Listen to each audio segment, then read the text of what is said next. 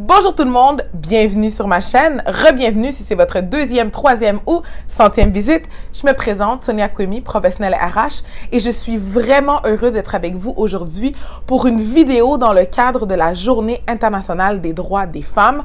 Aujourd'hui, je vous partage 5 trucs, 5 conseils, 5 tips, 5 éléments concrets que vous pouvez mettre en place dans votre organisation au cours des prochaines semaines, des prochains mois, pour être en mesure de réellement supporter les femmes, leur épanouissement professionnel et leur avancement de carrière. Alors, si ça vous intéresse, restez avec moi. Je voulais aussi en profiter pour dire merci aux 200 abonnés de cette chaîne. Vraiment, je suis vraiment heureuse qu'on ait atteint ce chiffre-là et je sais qu'au courant de l'année, on va être en mesure de pouvoir faire encore plus grandir cette communauté. Et ça passe par le fait de s'abonner justement à cette chaîne. Ça donne la possibilité à plus de gens de voir ces vidéos. Donc, n'oubliez pas, avant que l'on plonge dans le sujet, de vous abonner à cette chaîne et de partager cette vidéo avec une personne pour qui ça pourrait être utile. Élément numéro 1, ayez un comité leadership féminin avec budget. Donc, l'objectif de ce type de comité, c'est de mettre en place un espace sécuritaire où les femmes et parfois certains hommes vont pouvoir s'asseoir et réfléchir de quelle façon, dans votre organisation particulièrement, on peut faire avancer la carrière des femmes ou on peut leur donner plus de visibilité.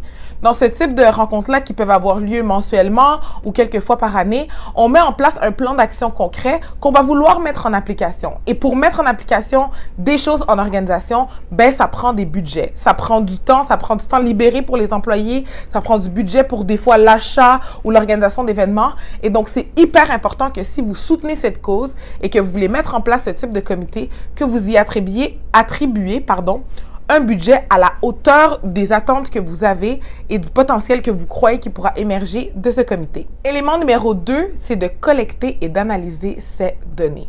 Quand on se fait un plan d'action, il est impératif d'avoir un point de départ. D'où est-ce qu'on part? À quoi ressemble le portrait de mon organisation?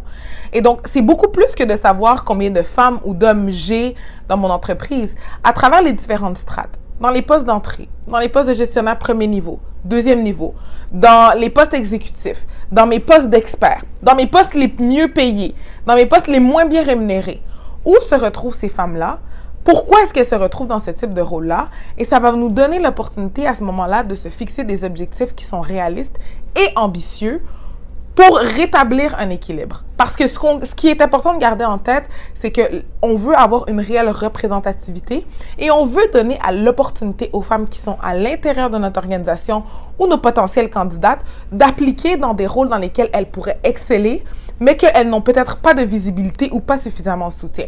Donc, collecter et analyser vos données est essentiel pour mettre en place des plans d'action qui vont faire du sens à moyen et à long terme. On ne le dira jamais assez, mais d'être accompagné de la part de personnes qui ont fait ce que nous, on souhaite faire, c'est extrêmement motivant, c'est extrêmement mobilisant, c'est extrêmement engageant. Et donc, avoir un programme de mentorat et de coaching donnera la possibilité aux femmes qui décident d'y prendre part d'être supportées par d'autres femmes qui ont déjà fait ce qu'elles font. Elles vont pouvoir échanger avec beaucoup de vulnérabilité, de compréhension des différentes difficultés qu'elles vivent, des embûches que certaines ont vécues, que d'autres n'ont pas vécues, pour être en mesure de se supporter adéquatement.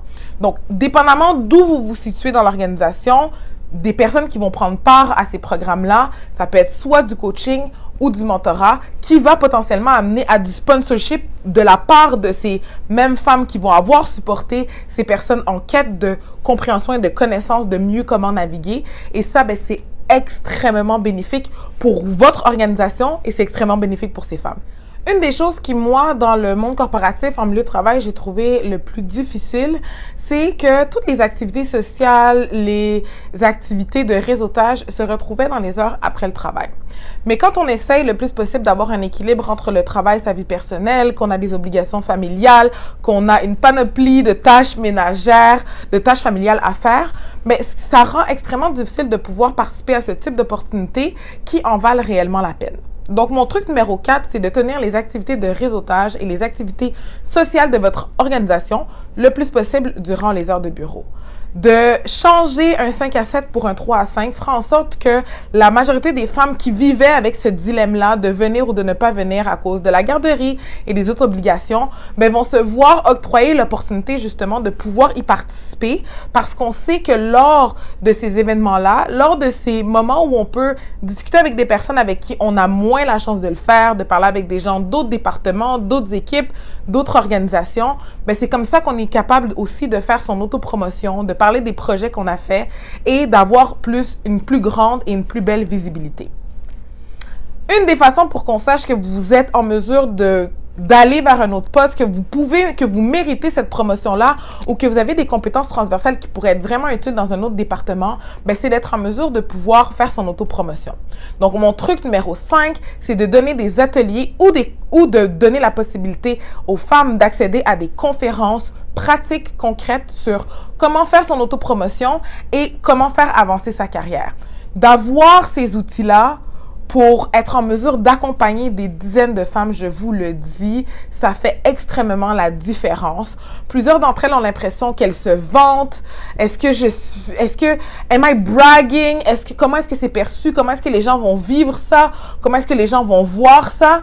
Et donc, de leur donner les outils concrets, de leur donner la possibilité d'avoir confiance dans un environnement sécuritaire, qu'elles peuvent avancer et voici comment est-ce qu'elles peuvent le faire. Ça fait extrêmement la différence. Alors voilà, c'était mes 5 trucs concrets pour être en mesure de réellement aider les femmes à avancer dans leur carrière, à être plus à l'aise dans votre milieu de travail. J'espère que cette vidéo vous a été utile et que vous ne l'utiliserez pas uniquement le 8 mars de chaque année, mais que vous serez en mesure de mettre en place un plan d'action qui en vaudra la peine pour toutes ces perles de vos organisations. Si vous avez des questions, comme d'habitude, vous savez où me retrouver. Et sinon, je vous dis à très bientôt dans ma prochaine vidéo. Bye bye!